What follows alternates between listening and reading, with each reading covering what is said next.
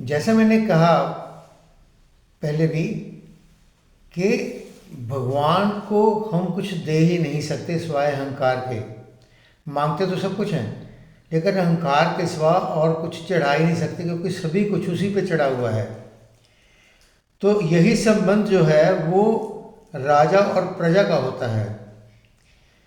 राजा को भी हम कुछ दे नहीं सकते और मांग ही सकते हैं राजा से। तो ऐसा ही एक राज्य था, उसमें एक भिखारी अपनी भीख मांगने के लिए निकला। ये भिखारी लोग जब निकलते हैं तो एक झोले में पहले ही घर से कुछ मुट्ठी भर चावल, कुछ मुट्ठी भर आटा, कुछ मुट्ठी भर गुड़ जो है ना वो डाल लेते हैं, ताकि लोग जब इसको देखें तो सोचें कि और लोगों ने भी दिया है और हम भी दे दें। तो इसी तरह एक भिखारी निकलता है और जब आगे गया तो कुछ प्रबंधकों ने उसको रोक लिया। कहता है आगे मत जाओ, आगे ना राजा की सवारी आ रही है।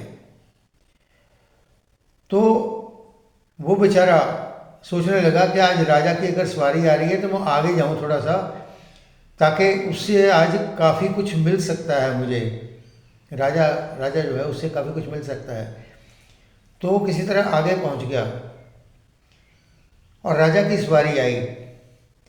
जब राजा की सवारी आई तो वह बहुत हैरान हो गया। राजा अपने रथ से उतरा, उसके हाथ में एक थाली थी और इस भिखारी के आगे उसने थाली पकड़ के खड़ा हो गया।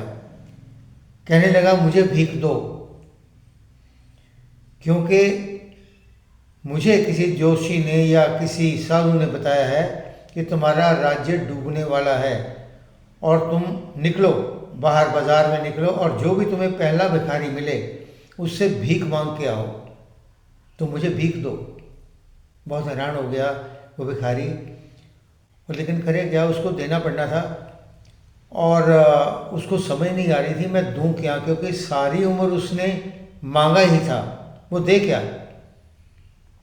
तो उसने हाथ डाला उस थैले में, कभी मुट्ठी पकड़ता, मुट्ठी में आटा पकड़ता फिर वहीं पर रख देता, कभी गुड़ पकड़ता तो उसे भी वहीं पर रख देता, कभी चावल की मुट्ठी भरता उसको भी वहीं रख देता।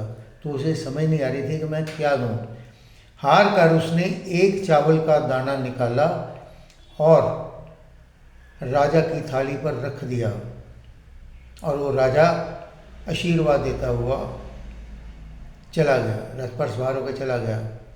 अब यही भिखारी जब घर आता है तो बहुत अपने माथे को पीटता है और अपनी पत्नी को बताता है कि आज तो मुझे बहुत कुछ मिलना था राजा से, राजा के साथ सामना हुआ, बहुत कुछ मिलना था, लेकिन राजा ने ही मेरे से मांग लिया।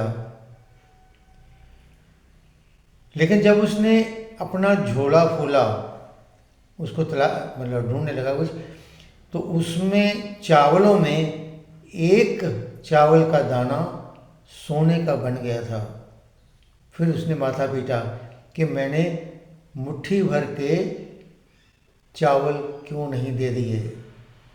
इसी तरह अगर हमारा चावल का एक दाना भी कोई भगवान स्वीकार कर लेता है तो मुट्ठी भर के सोने के दाने भी वापस कर सकता है। Thank you.